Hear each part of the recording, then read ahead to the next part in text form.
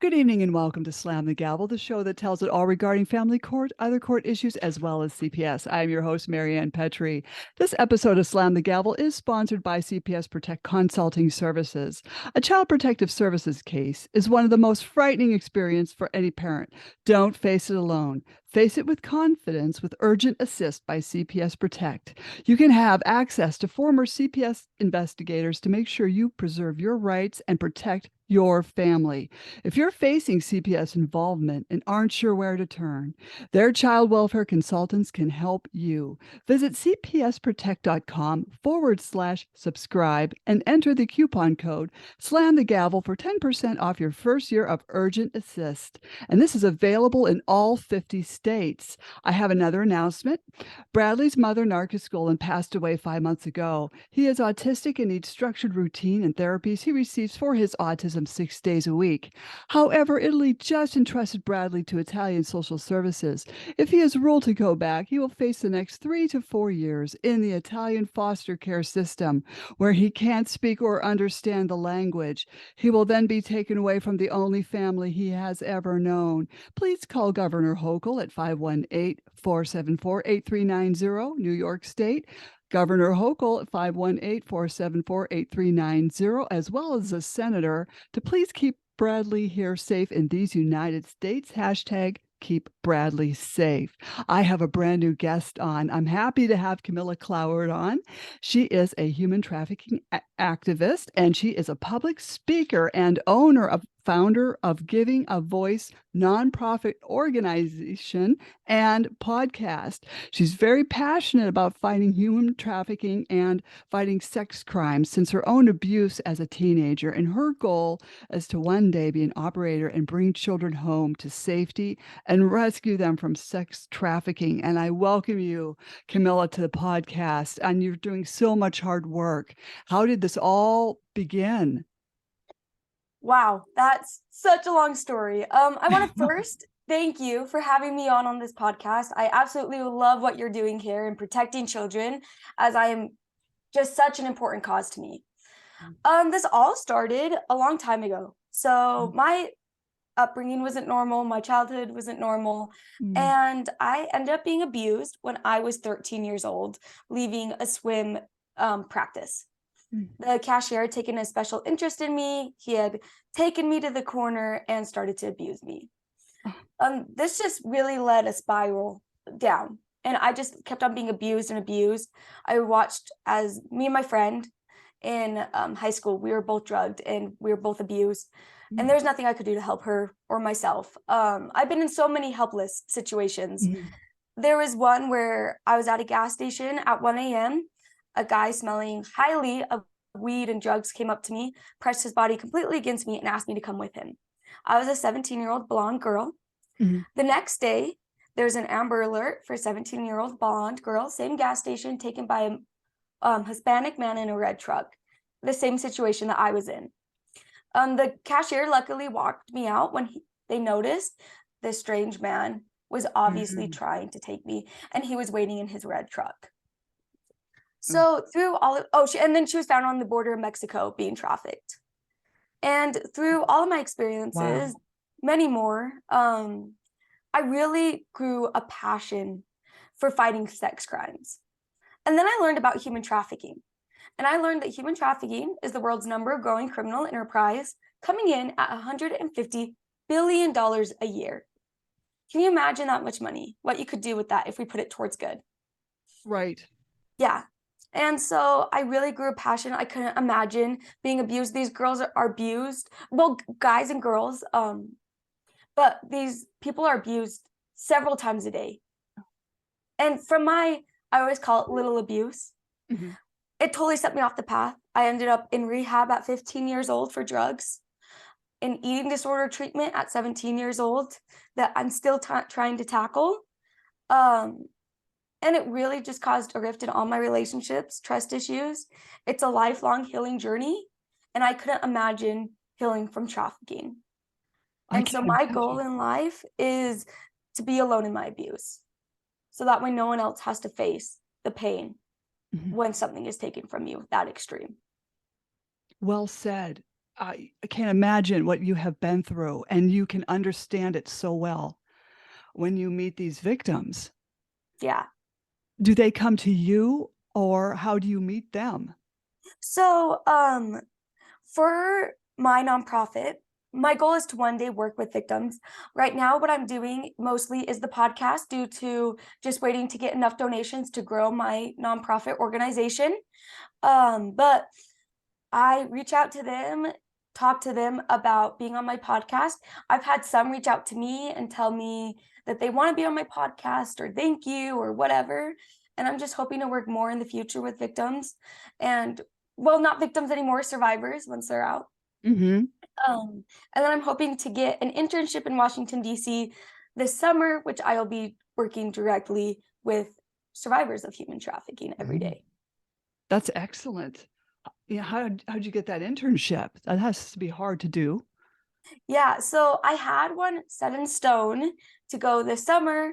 Unfortunately, it did fall through Mhm. um, due to the founder passed away and the nonprofit sunk, Oh. which is so unfortunate. Mhm. It's heartbreaking when we lose a good foundation that is fighting this. This new organization that I may be working with, I haven't gotten a yes or no yet, but I'm hoping to head out this summer. Mhm. I hope you do. Yeah. And then I'll work directly with survivors of human trafficking. And then through my career in the future, as well as being an operator, victims of human trafficking and Mhm. working towards getting them out. Oh, yeah, we need people like you very desperately. There's so much more of this going on. And I know you mentioned $150 billion a year business with this. Do you ever think it probably could be even more than that? Oh, absolutely. There's so many snakes in the grass. I was really contemplating, thinking about sharing this part of my story as it is a recent part of my story. Mhm. But last week, I came home from a human trafficking activist not retreat. Mhm. And the whole time I just kept having this feeling that I needed to investigate in my own home. Mhm. And I found that my biological father has been buying girls for sex for the last 16 years. And that there's so many snakes in the grass that you never know until it's staring you in the face. And then you don't even know what's happening till you discovered even this. Yeah, And I'm sure that was beyond a shock. it really was, as he was volunteering with me for fighting this. He helped me start my nonprofit organization to fight this, and as he is doing the actions that are putting these girls in harm. What a shame. Yeah. It well, even with foster care, this is a big problem, as you know. Actually, I've heard, I don't know if this is a correct stat, but that 50% of human trafficking victims in the US are actually foster kids. Mhm. So my goal as part of my nonprofit is eventually to grow big enough to have a couple of branches. And one of these branches will work in the foster care system and work towards getting them resources for if they are being trafficked or abused in a home. Yeah, that needs to be done. Well, the whole thing needs to be, uh, I have views on Redone. foster care and CPS. I think they should Yeah. just be abolished. Absolutely. Um, I also believe that foster parents should have to take a much more extensive course, much more extensive back history. I think that they should have to take a training on human trafficking and abuse Mhm. because if they take that training, first off, there's no harm in educating about these things. Right. Second off, if they are planning on abusing or trafficking a child, the chances are if they know that this child is educated on trafficking and abuse, they're going to turn away and think of finding a new resource, which isn't good either, but Mhm. hopefully they'll have nowhere to hide and nowhere to run from the end Right. of the day. Yeah, it's almost like if they do a background check for a foster care family that wants to do this, they should just go on Interpol as well and see if there's a really thorough background check on these people. Oh, We got absolutely. Absolutely. There's so much abuse in the foster care system. It makes me so angry of how much abuse there is. I have several friends who have been abused and even trafficked in the foster care system. Mhm. This is not acceptable that we're putting kids in these scenarios. It's not acceptable that we are making them vulnerable, that they're being treated as if they are throwaways, because Right. they're not. Every single one of those kids are loved. They deserve a family that loves them. They deserve people that love them and that will protect them, not harm them at the very least. Well, exactly. And the problem, I think the root of the problem is CPS, who removes kids who probably shouldn't even be removed. They're removed for monetary incentive gain and then put into foster care. And then and what's strange is, I was talking to one gentleman, he was put into foster care and he was put in a nice home because he was taken out of a very abusive situation. He was put into a nice home for a couple years, him and his brother. And then suddenly CPS came by and removed them and put them into a really bad foster home. Now, I don't know why that happened. That's kind That of is unacceptable. right. That is unacceptable that those things are happening. Our kids are the next generation. Our kids are going to be the light of this world. And how we raise them, how we treat them is how it reflects. Mhm. A lot of times, abusers, pedophiles, sex buyers, they were abused as kids, which is not an excuse in any way, shape, or form. Mhm. But at the same time, how can we look at reducing that abuse? And one of the ways is the foster care system. I full-heartedly believe that. That is Mhm. why I want to get resources to them. I'm creating a board of state leaders here in Utah. Currently, I'm trying to, and one of the people that I want on my board is foster care leaders. So that way they can learn what human trafficking is and what is really happening in these homes. Definitely. I hope they just don't give you lip service. I hope they actually take action and follow through with a solution. And say yes to being on the board. That's the hard part, is contacting with these people, getting them to see this issue, Yes. because so many people, they just want to turn their ears away. They want to close down. They don't want to hear it because it's hard. Well, Mhm. if it's hard for you to hear, imagine how hard it is for people to live.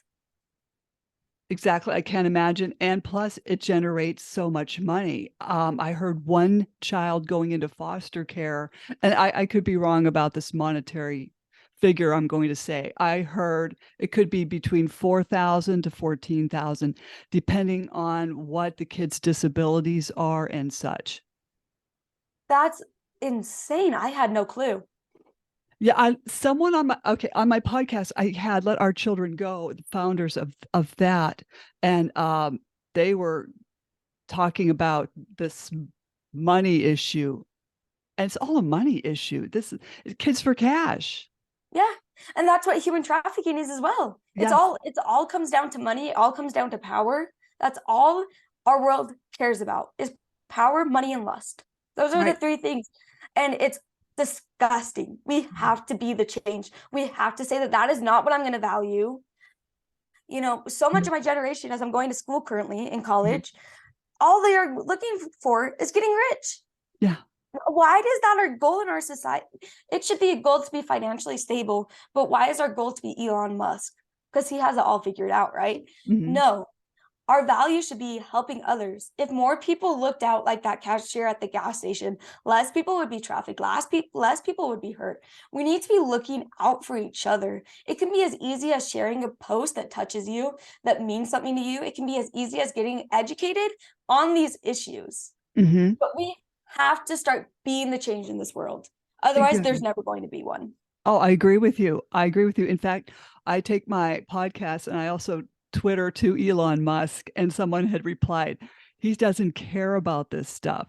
I said, well, maybe he'll look at this, one of these podcasts, and maybe he might take an interest in a cause. Yeah. I don't know. Maybe someone will if they're looking at it. You just don't know. I'm going to Twitter him anyway, whether he likes it or not. Always reach for the stars and land on the moon. It's the Right. best thing you can hope for. Right. And just, if we can get the powerful people in this country into these Mhm. causes of human trafficking, of the foster care system, of these things that are causing corruption, causing future corruption, and ultimately just ruining our world. Oh, exactly. Imagine the good we could do. And I totally agree with you. And it was that whole Jeffrey Epstein thing with his island and getting these girls on this island. And then he was having girls be groomed to get other girls to come back to the island with them. And I just thought, how sick are these people? That's the unfortunate thing with some human trafficking cases, is that the girls are then sent once they're a little bit older or more experienced, right? They're then sent to groom other girls to coming into the life. And it's not a choice. This isn't a choice. So why are we pretending like prostitution is a choice? Prostitution is rape, period. I don't care about your excuses. Paid sex is paid rape. End of story. That's it. And it's going on all over. And why are we just turning a blind eye to these foster care systems, to all of these things that are selling our kids? And, even little boys fall prey to all of this as well. Absolutely. They're going after everybody's kids. Absolutely. It's no one's safe. No one's safe. If your kid has a social media, a pedophile has access to them. If your kid has a phone, a pedophile has access to them. It's about education. We need to teach our kids, because ultimately they're going to have social media, right? Whether we allow them to or not, they're going to go to school and make an account on their kid's phone. We need to teach our kids on how to stay safe on social medias, how to stay safe on their phone, and having the correct restrictions. This is not their property. It is your property. Take their phone and look through it. That's okay. If they're not letting you look through their phone, there's an issue there. Oh, exactly. And in fact, I had Kenneth Vignali on my podcast, as well as Don McCarty, and they were talking about the cyber aspect of social media and these predators, and how they're trying to help other people and families kind of shut this stuff down before it happens. Yeah. When a kid makes an account, I promise you that pedophiles are notified, and that they start, maybe not notified, but they will get a hold of your kid's account. It takes seconds for them to send a DM. Hey kid, you're lonely. Hey, I see you posted that you hate your parents. What's going on there? Tell me about it. And the grooming process started. You're right. You're absolutely right. Yeah. Some parents may be afraid to even take the kid's phone because, say, you've got a teenager, you're trying to discipline, and a parent could be afraid to take the kid's phone because the kid might call CPS on them. And then you've got another big mess. That is insane. That is crazy. I know. And it's like parents are not allowed to discipline or parent almost anymore because of CPS, who is creating all these problems. Because of CPS, because of society, because the good parents in our society are not called bad parents, because they're letting their kids do whatever they want. They're letting their kids go out. They're letting their kids have a phone at 10 years old. They're letting their kids do all of these things where they do not have the brain capacity or development to make these decisions. Right. I don't think any kid should be having an iPad at the age of 8 or phone, whatever, unless there's if they're in, say, middle school. And I ran into this situation because my oldest she was doing plays for the school, and this was a big thing. And the teacher would say, okay, pick up is at, we'll say 4:15. Well, then I'm standing out in the parking lot with a bunch of other parents, and it's getting to be 4:30, 4:45, and these kids aren't coming out. And so I went in there, and it's like they're still practicing. And it turned into 5:15, we'll say. And then it's like this went on for some time. It's like, I can't be doing this. So I gave her a phone, but she could only contact 3 individuals, we'll say. And it did not have internet access. I don't think it did, because I would be all over that. That I 100% support that. My advice also is, if your kid does need a phone, give them a flip phone. That's all they need. And then if they want to pay for an iPhone, let them do that, let them at the appropriate age. Right. That would be my advice, is Right. at the appropriate age, let them pay for their own iPhone. And if your kid needs a phone, a flip phone will work perfectly fine. That's a good point. No, that's a good point. A cheap flip phone where they can't get any access of the internet. They have, even grown adults have no idea what predators are watching them. It's horrifying. The other day, just on my Facebook, I had a pedophile reach out. He was mentioning that I was so beautiful, blah, blah, blah, and then sent a dick pic. Oh, This is being sent to our kids. yes. I replied with, hey, no, thank you, I'm 12. Just to test it out, test the waters. His response to that was, age doesn't matter. I looked at this guy's birth year, 1970. Mm-mm. Unacceptable. Mm-hmm. That he can just send a dick pic whenever he wants, that he can just reach out to anyone. We have to set restrictions. We have to educate. On average, parents are spending 45 minutes educating their kids on online safety. How many hours on average does the average teenager spend? 8 hours on a phone, 6 hours on a phone, whatever it is. And they're getting 45 minutes on education on how to be safe. There's so many resources out there for parents to learn how to stay safe. There's so many resources on how to talk to your kids about these things, how you can learn to stay safe. All of these apps have chat rooms. Roadblocks has a chat room. Block that. These video games have chat rooms. Lock those. No matter who you are not safe. There are snakes in the grass everywhere. Everywhere we're stepping nowadays, they're there. They were in my house, they're in yours too. Oh, exactly. And, what parents also don't understand is, you've got these kids that are 15, 16 wanting to date. And, I had taken my oldest out, she wanted to go over to her boyfriend's house. So I said to the dad, I said, are you going to stay here, the whole evening? And I don't know if he did, to be honest with you. I don't know if he had other plans. He thought, they're there. I'm just going to go. You don't know. No. I We found that have to very be so frustrating. careful. Yes. We have to be so careful. Also, if your kid is 15, 16, what do they have? Every kid, insecurities, vulnerabilities. They think they're ugly. They think they're fat. They think that they're depressed and anxious, or they are depressed and anxious, and all of us have issues. A person reaches out to them, tells them that they're beautiful, that they're pretty. This is the first time a guy's ever told that girl that boy that, whatever. What is that boy or girl going to do? Say, oh my goodness, this person thinks I'm beautiful. This is the only person that will ever think I'm beautiful. I have to stay with them. I have to love them. I have to give them this, They're going to reach back out. Turns out that they're talking to a 40-year-old man. It's too late. We have to be going through these conversations, looking at what are our kids' vulnerabilities? What is our kids' insecurities? What are our vulnerabilities and insecurities? How could I be caught into this?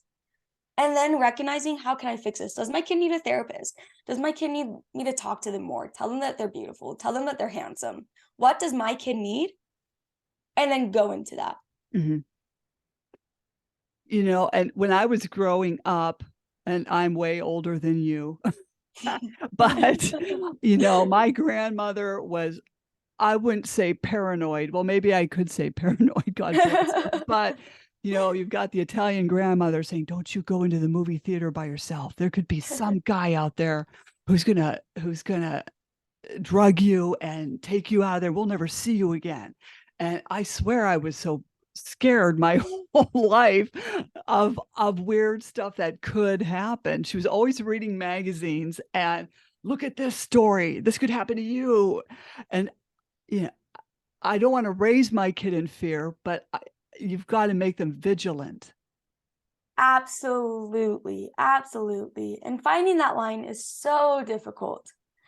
I don't know how to do it properly. All I can do is tell you what I've seen in my field, tell you what I've heard in my field and through my education.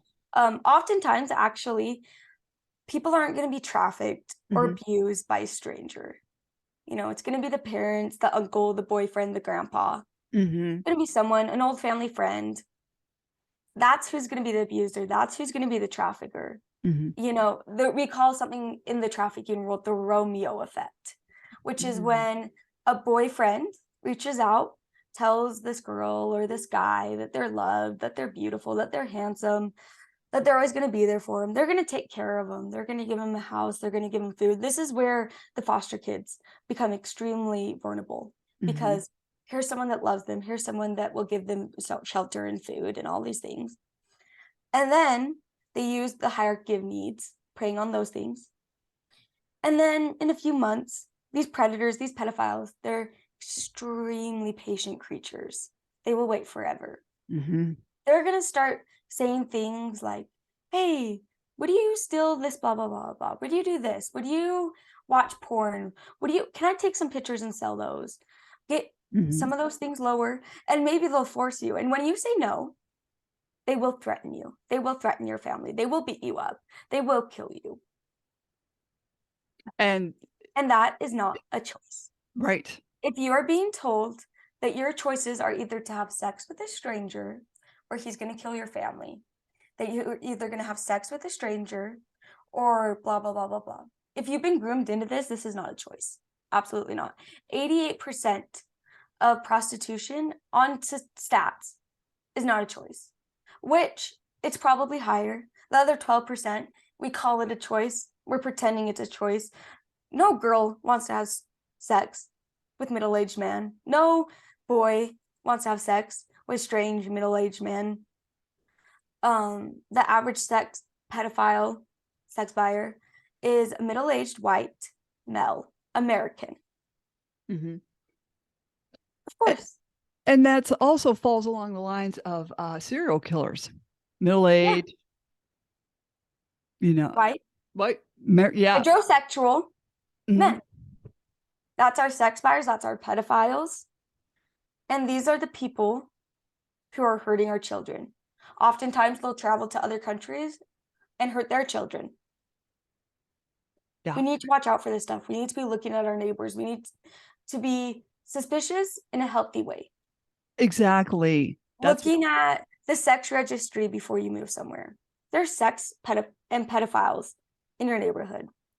I promise you that there's some, whether they've been convicted or not. And protecting your kids. Make sure that your kids know what safety looks like in a healthy way.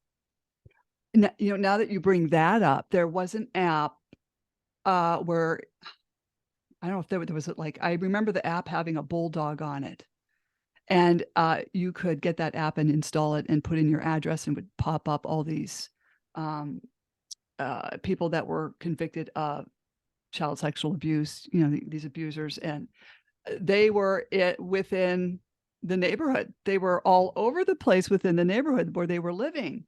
And so I thought, well, I'm walking my kids to the bus stop and home every day. That's just what I did, because I didn't trust, as my grandmother would say, don't go walking in any desolate areas by yourself. And there's a lot to be said for that, as paranoid as she could have been.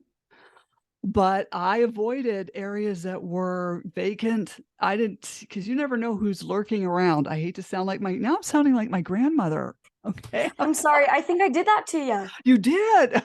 I'm so sorry. I'll leave now. No, that's okay. No, but we have to. I mean, I've survived this long, but still, we've got to tell our kids and warn people about these things, and that these predators are literally 4 blocks away from you. When you buy a house, you They're don't. everywhere. They're everywhere. And even if you think, oh, well, I have enough money, I'm living in a safe neighborhood.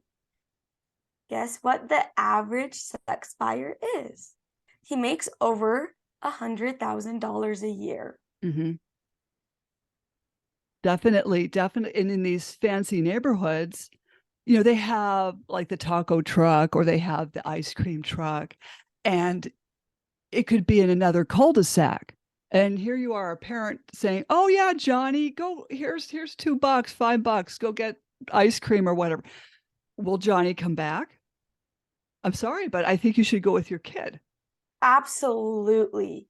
And once again, most likely it's not going to be a stranger, but there are strangers out there that will. Mm-hmm. Most likely it's going to be someone you know, so watch inside your house as well. Watch your husband, Yeah. watch your wife, watch your uncle, watch the grandpa, watch the cousin, watch the brother, watch Oh, the yeah. stepbrothers, watch the stepsisters.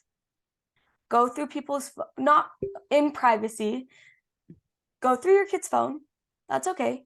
Mm-hmm. And walk with your kids places. I live next to this shopping center. It's a few, like I could walk there. I can't tell you how many times I've seen lone teenage girls Mm-hmm. walking over there.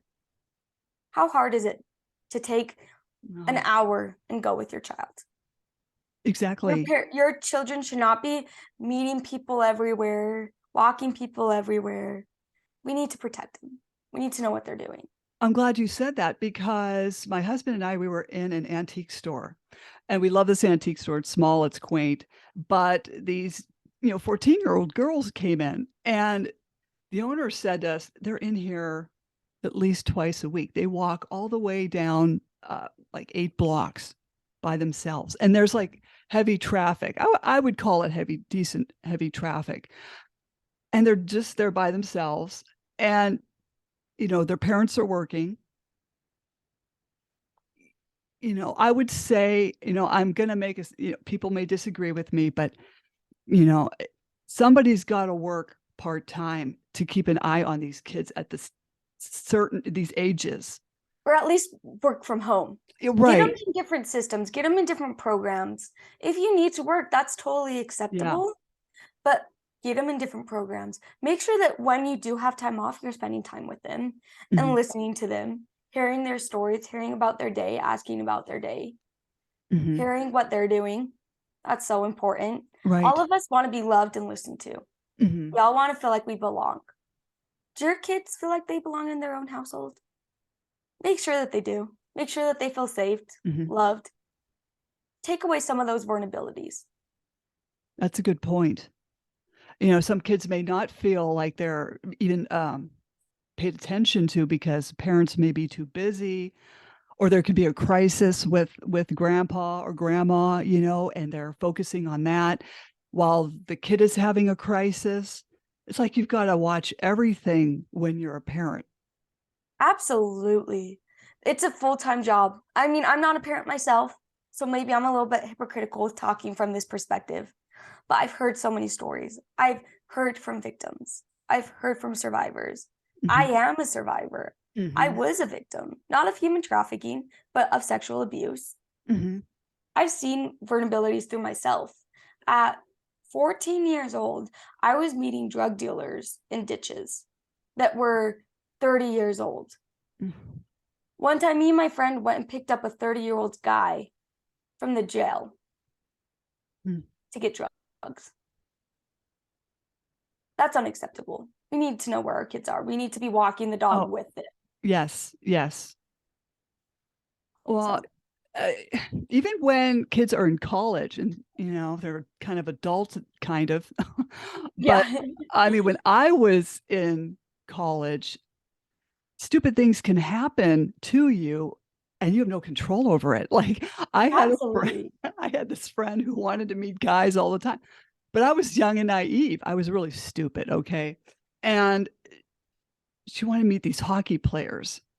And so it's like, well, okay, we can go to the ice rink and we can watch them practice. Okay, that's safe because you're in a big area where, And then she set up a date where we would meet them at their hotel. And I'm like, at that time, my mother had always warned me about the laws. She said, if you go into anyone's hotel room and you get raped, it's on you because the cops are going to say you willingly went in there. And that's what happened. And that's just how the law works. So I was always worried about that. And so my friend went in there, and this was like a dumpy hotel. This was not a 5-star or anything by no means. And it's like, I'm not going in there. I said, I'll wait here in the car. And she was in there, a while, but not long enough. But I was not going in there. I just had that fear. And I ended up driving these two guys around, and we ended up back at my house where my parents were. So we played a couple games of pool, and then I drove everybody back home. And then I just drove myself home. But you don't know what could have happened. Absolutely. Oh, how Trust your crazy. gut feeling. That Yes. gut feeling is going to be your savior, your kid's savior. Every time I was abused, I had a gut feeling to run the other way. Oh, gosh. Every time. Even from your own Every time. girlfriends. Right. Absolutely. Run the other way. It's okay to say no. It's okay to teach your kids to be rude and say no. It's okay for you to be rude and say no. Mhm. That's okay. Our society has taught that we need to be proper, that we always need to say yes, that we need to be these perfect, Accommodating. cute things. No. Mhm. Say no. Shove them out of the way. Punch them. Kick them in Right. the balls. I don't Yeah. care. Get out of there. If you have a gut feeling, that's prevention right there. Well, kids and these young teens, kids in college, they need to know, do not pick up hitchhikers, because I was with this friend again who liked guys. And she said, oh, there's a guy hitchhiking. He's probably trying to get to this college. When how I mean, she pulls over and she hands me a knife. She says, sit on the knife in case something happens. So I have the knife under my right leg, and he gets in the car. He was very nice. He was a very nice boy. We got him to the college he was going. And I was scared to death. I was like, we've got a male in the, I mean, not all males are bad. I don't want to say all males are bad, but I'm just saying, you don't know who you're picking up. It could even be a crazy female. I'm just saying, I was sitting there wondering what could happen. Absolutely. You never know.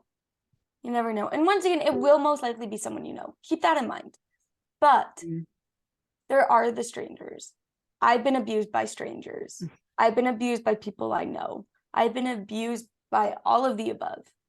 And it's so important to just be aware. Look around. Look out for each other as well. That's so important. You brought Mm-hmm. up earlier about a law of being raped. Mm-hmm. Don't get me started on all these laws. Well, this law But possibly could have changed, because bear in mind, we're talking 70s, 80s, and you weren't even yes. born then. Yeah.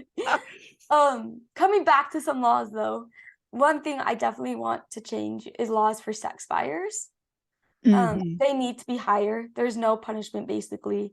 There's fines, there's little things, nothing major that would deter someone from buying a human being. If you buy a human being, you might get a $250 fine. Mm-hmm. If you buy some cocaine, you end up in prison. How is this possible in our society that you can buy a human being and be fine, but buy cocaine, a drug, and end up in prison? But human beings are fine. We can buy each other. That's fine. We can sell each other. People can be accommodations to us. This is unacceptable. We Right. need higher laws for sex buyers, for pedophiles, for traffickers. They should rot in prison. Oh, throw away the key. However, Absolutely. there are some judges that have surfaced that are very soft on pedophiles, and I can't think of their names. I didn't know I was going to be bringing up judges, but there was a female judge that was that is soft on just letting these pedophiles go. It's Um, unacceptable. On average, a sex buyer and a pedophile will assault 100 victims. ugh. Now, let's say that's wrong. If it's 50 victims, if it's 25 victims, how many kids are we hurting by letting these people go? There has to be higher laws. There has to be higher penalties. Otherwise, there's never going to be deterrence. Mhm. Yeah, the penalties have to be. I just, because these are repeat offenders, and I realize there can be someone who is thrown in jail and they're innocent. I know that can happen too, but for the most part, I think a lot of them are guilty and have been doing this for years, and they've got so many victims that can ID the person. Uh, this is just a new this is plaguing our system. our country more than ever. It's the corruption in our country. And how the hell did we let the pedophiles get to the top? Let me tell you, it's everywhere. And no matter what, they will be everywhere. That's why we have to have deterrence to deter them from actually committing the crimes. We have to start getting higher laws. Also, another thing is that I would like to work towards, as a society, wiping away oftentimes victims or survivors of human trafficking. When they get out, they have a record. I would like to wipe those away. They often have a record for several things. It could be stealing because their trafficker made them steal something. Right. It could be prostituting themselves, as if someone would sell themselves. As if a 14-year-old girl decides one day, hey, I'm going to go sell myself because I want some cash.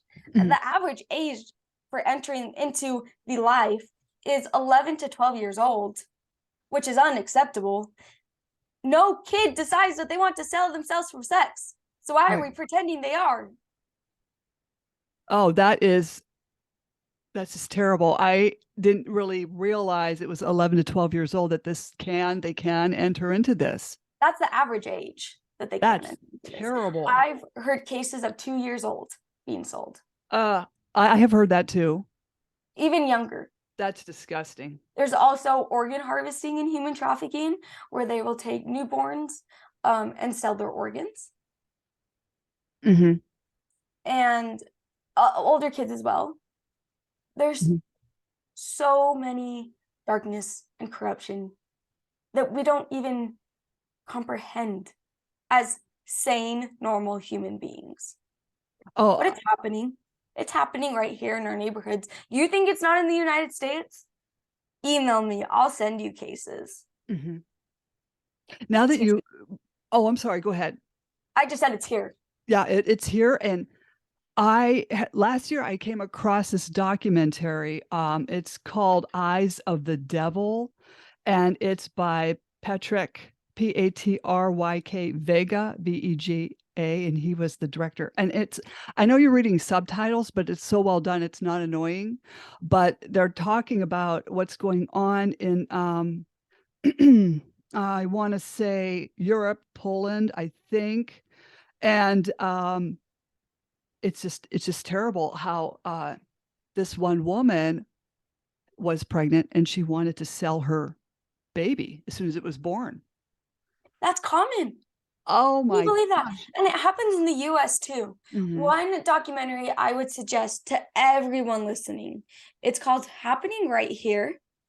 I don't know who the producer is. I know that Operation Underground Railroad was one of the ones that helped release it and was in the documentary as well. Keeleen Washington, she was on my podcast. She's in the documentary, and she shares her story of her life and being trafficked. This is a documentary that will open your eyes to what's going on in our country, in our neighborhoods, and in our houses. I'll have to watch that. I'll put that in the podcast notes too. Yeah, it's an amazing documentary. There's so many good ones about human trafficking. They don't get enough awareness though, because people don't like talking about hard things. Well, what was disturbing about this Eyes of the Devil was that they were tracking these predators, and they would, say a pregnant woman is sitting on a bench, and a guy will go up to her and say, do you really want to be bothered with that baby? That baby's just going to cry all the time when it's born, right? It's probably going to be an ugly baby, right? I mean, why don't you, we can offer you a price for this baby. Okay, so they would offer a person a price for their baby, but then they wouldn't pay up once the baby was born. And this woman's thinking, oh, my hospital bill is going to be paid. I'm going to have money for a car. And they never followed through, but they took this baby. There's so much darkness. There's so much evil when it comes to this life of human trafficking, of selling kids, of selling babies. It's the darkest thing you will ever see. But there is hope. If we all unite, if we all take our strengths, any industry that you are in, you can contribute to this fight. I've worked with chiropractors Mhm. who they train other medical professionals on human trafficking, as well as they adjust survivors of human trafficking for free. I've worked with personal trainers who contribute to this fight. I've worked with painters who sell their art in order to give money to this fight. Mhm. No matter what you do, there's a way for you to contribute. You don't have to be an operator. You don't have to be a social worker. You don't have to be highly educated in order to give to change the world. Mhm. All you have to do is have a heart, have a soul, and care about the future, care about kids. Right, and care about humanity more than money. Absolutely, more than money and power, because that's Mhm. what's tearing our society down, what's tearing our world down, and it has since the beginning, is power, lust, and money. And that's the main focus. It's all over the TV set. It's Oh, all over in everywhere. schools, Mhm. everyone all talks about making the correct income, of having the proper social status. Why do these things matter if the society that we're living in is corrupt? If everywhere we turn, people are being sold. I don't want to live in a society like that. Mm-mm. I don't want power in a society like that. We have to care about other things. We have to care about other people, about causes. You have to have a passion that's bigger than yourself. Mhm. Otherwise, we are all going to drown. What about, have you approached judges on human trafficking and the foster care issue? I have not yet. Mhm. I want to approach everyone in every industry because ultimately, everyone's going to have to be in this fight for it to end. We Right. have to make it so the traffickers and the pedophiles have nowhere else to run. But right now, our society is making them thrive. They have their pick of any kid, Mhm. anyone. They have their pick of any human. They have resources, people, connections. We have to take a light onto the darkness. Mhm. If we lit one flame, that's a little bit of light. But Mhm. imagine if we lit 100 flames. There'd be nowhere else to run. Mhm. The darkness would be gone. It has to be brought. I know a lot of people don't want to talk about these uncomfortable topics, but for instance, I tried posting a podcast to my neighborhood, Facebook page. How these neighborhoods have these Facebook pages. So it was on CPS that probably was also talking about child trafficking, probably. And the admin's response was, I don't want to hurt your feelings, but this is an uncomfortable topic that we really don't want to have on our page. And I said, I'm very glad you brought this up because it is an uncomfortable topic that everyone should be aware of. And you know what she did? She totally blocked me off my whole Facebook for 8 days. That's insane. Yeah. Yeah. If it's And uncomfortable for you to talk about, once again, how uncomfortable is it for you to live it? Because there is people living these realities. There is people living these in our society. And it's going to come to you in one of two ways. It's either going to come in prevention. You can choose to educate yourself, educate your loved ones, and Mhm. it can come to you in that way. Human trafficking, abuse, all those things, if you're educated about awareness, it can come to you in that way. Or I promise you, it's going to come to you in a way that you don't want it to, and it might already be there. And not know it Exactly. until it's too late. I Yeah. mean, you could have a niece and think everything's just, wonderful. The Brady Bunch, you're too young for that to know what. I don't know if you know that series or I not. do. But people think they've got this Brady Bunch mentality where everything is, happy, wonderful in their world, and the problem is going to get solved in 30 minutes. But until your niece or nephew does not come home one night and you realize later when they do come home what really happened, you should have been on top of this a long time ago. Or even just in the prevention site of educating your kid of how Mhm. to say no, of what a pedophile, what a predator, what grooming looks like. Or What if your kid has been abused? They're showing signs, they're using drugs, being depressed, having anxiety, maybe an eating disorder. You need to get Mhm. them help. They need therapy, they need treatment. Abuse doesn't just go away because we don't like to hear it. Silence will never save. Mhm. That's why I call my organization Giving a Voice, because no matter how uncomfortable it is, we need to start sharing our stories. It's not easy coming Mhm. in public and saying, "I'm a victim, I'm a survivor," that people related to me are pedophiles and sex buyers. That's not an easy thing to say. But unless we start sharing our stories to our kids, to our grandkids, to society, we will Mhm. forever be silenced. The predators, the pedophiles, the sex buyers will always be winning. Right. Unless we start sharing our stories and saying that this is my story, this is what happened to me. And I'm not scared to say it because this is my power. Mhm. It's so empowering at the same time to come into society and say, this is what happened to me and this is unacceptable. This is not what I want for the future. This is not what I'm going to accept for my kids. I want Right. more for them. I want a safe world. Right. There's so much power. And if we start telling our kids our stories instead of hiding it because of undeserved shame. You should not feel ashamed. This is Mm-mm. not your fault. The only people that should be ashamed is the predators. Those are the only ones that should ever feel Mhm. shame because this is not your fault. I don't care if you followed him. I don't care if you went into a hotel room. I don't care if you were wearing something that maybe you feel like you shouldn't have been. I do not care. This Mhm. is not your fault in any way, shape, or form. Right.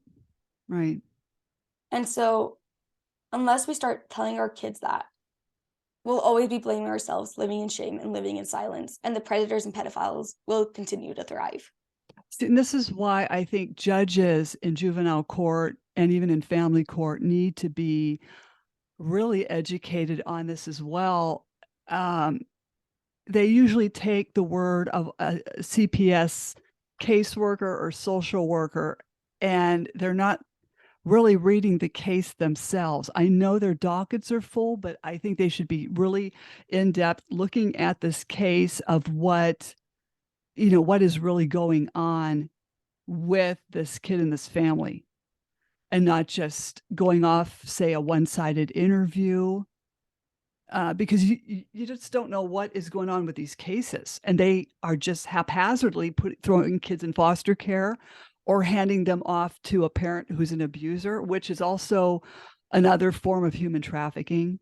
And another form of human trafficking would be making that other parent who has had that child ripped away from them that they were protecting into um, being human trafficked through being forced to pay child support they can't afford, which is another way.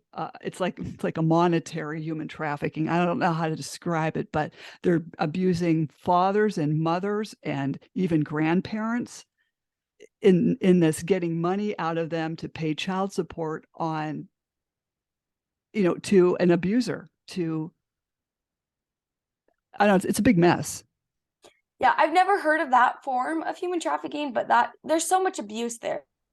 I've also heard stories of kids being given back to their parents where there's abuse there, Mhm. of where there's trafficking happening there. Our society needs to take a longer look on how we need to make these changes, Mhm. on what more can we do as an individual human person to help the foster care, to help human trafficking, to help abuse in any way. Well, I also I read the story where these predators are putting zip ties on people's cars, rear view mirror or the side view mirror, and they have that car marked, and so they'll watch, you know, who's coming and going into that car. And they said, if you see a zip tie on your side mirror, to notify the police immediately, and don't Wow, even go near your car. I haven't heard about that too much. That I think just came I've heard a out. couple of cases of those. Mhm. The more likely is that it will be someone you know, the boyfriend effect, Mhm. um, the parent, the uncle. But there are those strangers that are out there that are looking to target. But most likely, it's going to be someone you know, that's going to groom you into the life. Well, one of my friends, I won't keep you all morning, I promise. I'm But enjoying it. oh, good. Well, one of my friends told me that she was in Walmart and um she was, watching a situation and, like this girl walked out of Walmart, came right back in and told security there were three men by her car that she didn't know, never saw them before. And they called the police who I think came in hopefully and dealt with it.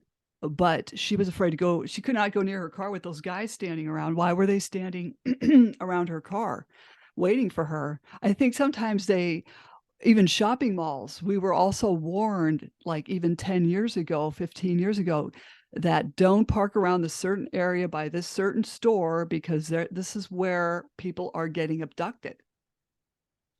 That's insane that these things are happening. And what a smart, independent woman to go, this is not right. I'm going to follow my gut feeling. Right. Once again, I would have been saved so many times if I followed that gut feeling. I've been followed before leaving the gym. I've been followed, and it's just an awful feeling to not feel safe in our own homes and in our Mhm. own cars. Go ahead. I Because thought you that were going gut to say something. feeling is the savior that we need to go, something is reaching out to me here. I don't care if it's not real. I don't care if it turns out to be nothing. Follow that because it's not worth the chance that it is something, which it probably is. I used to watch the Oprah show. That was probably before you were born too. And I love Oprah. I I love love her Oprah. book about trauma. Oh, yeah. See, and the thing is, she always said on her show, follow your gut, go with your gut. And if it wasn't for her, I wouldn't be where I am today either. Absolutely. Absolutely. Once again, if I would have followed my gut with all my abuses, I woke up the morning that me and my friend were abused. And I just remember feeling something, don't use, don't use today, don't use. But I was addicted. So I used, and I ended up being abused. I remember being at the party and something kept telling me, don't smoke it. Don't smoke. There's something in there. Don't smoke it. Mm-hmm. And I smoked it and I kept smoking it. And I remember my abuser, he told me, he goes, come on, you want some more. You can't take any more. You can't handle it. And me being a 14 competitive girl who wants to impress the cool boys, took Mm-hmm. more, took more, took more until I no longer could function. I ended up passing out. My whole body was paralyzed as my friend pleaded for help as she was being abused. Mm. If I listened to that gut feeling, I could have prevented things. If I listened, Mm.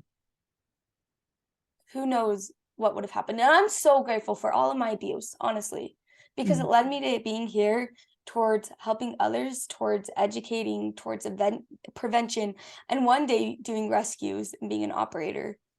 It led me here. So I'm Mm. grateful for every single abuse I've ever faced and anything I will face because it leads me to where I'm supposed to be. That being said, would I want my kids to face that? Would I want any other person to go through what I've been through? Absolutely not. I ended up trying to kill myself. I ended up in the hospital, eating disorder, addicted to drugs. I legally died for 2 minutes on an overdose, being life flighted, hospital for 3 days. Oh, no. It's not just this little event. No, it's not an event. It's a lifetime after, and it's a lifetime of healing. And it's a Mm-hmm. lifetime of learning that it's not your fault when you feel like it is, that you're not broken, that you're just different. Actually, so with my nonprofit organization, it's called Giving a Voice, and its picture is right here behind me. I don't know if your listeners can see, but it'll also be the picture on this podcast. Mm-hmm. And I drew this picture and painted it when I was in rehab, recovering and doing EMDR from my abuses. Mm-hmm. And I remember I've never felt so broken in my entire life. Mm-hmm. I felt helpless, powerless, broken, worthless, unwanted, unloved. And I ended up drawing this painting of this woman. She wasn't perfect. If you notice, her lips are a little crooked. She has a lot of color. Mm-hmm. Her eyes are a little off-centered. And all of these paint marks, I imagined some of my trauma as I painted them. Now look at what she ended up. Is she ugly? Does she look broken? Absolutely not. She is beautiful. Mhm. She's different. She is different, but she is not broken. And it's the moment that we realize that being a difference is what makes a difference, is the moment that we can change the world. Because fitting into society is never going to change anything. You know, buying the brand clothes, doing your hair perfectly, and going to school pretending you're someone you're not, going to church pretending you're someone you're not, going to work and pretending someone you're not, is not going to make a difference. Mm-mm. It's when we stand up and say, this is who I am, this is my story, this is where I came from, this is where I want to be, and this is what makes me laugh, this is what makes me smile. It's not normal, but it's me. It's not broken, it's different. And it's beautiful. Absolutely. Have you ever met that person in society that is just trying to blend in? How boring are they? Mm-hmm. Oh my goodness, I've been that person. I was so boring. I was just talking about everything that everyone else was talking about my Mm-hmm. body, the gym, my diet, blah, blah, blah, blah, blah, my weight, the boy I'm dating, blah, blah, blah, blah, blah. That's not making a difference. Mm-mm. This conversation is making a difference. These conversations make a difference. I'm not saying that we can't have the other conversations, Mm-hmm. but there needs to be a mixture of who we are. And maybe your number one passion isn't human trafficking, maybe it isn't foster care, but you should care about it. Maybe your number one cause is cancer. Maybe your number one cause is whatever it is. You find that passion. What Mm-hmm. is drawing to you? What is your trials in your life and what is it teaching you? We have two options when we face trauma, because everyone's going to face something hard in their life, whether it's trauma or not. We have Mm-hmm. two options. We can either sit there and go, oh no, poor me. Now look at all my issues. Or we can go, screw this. Mm-hmm. This is not who I am. I'm going to create my own story and I'm going to get over this trauma, heal from it. Because the trauma is not your fault, but how you react to it is. Well said. You know, how can people reach you if they have any questions? Several ways is that you can go to my podcast, Giving a Voice, and learn more about me, learn about human trafficking and sexual exploitation. And that's on any streaming service. Mm-hmm. I'm currently getting a website up and going called givingavoice.org. The number one way I would suggest reaching me is my email, givingavoice@outlook.com. Once again, givingavoice@outlook.com, or my Instagram, giving.a.voice. And you can DM me and email me there as well. Hey, can you see the Instagram again? Yes, giving.a.voice.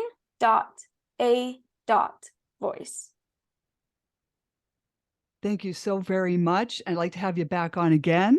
I would love to be back on. It's been an amazing conversation with so much passion, so much insight. I know I'm leaving learning things, and I know that your listeners just admire what you're doing as I do. Oh, thank you so very much, Camilla. Thank you so much. Don't jump off.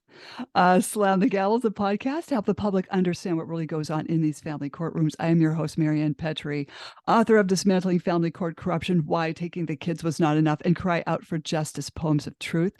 Please join us again here in the future with Camilla Cloward and her cause and other exciting guests. Thank you again, Camilla.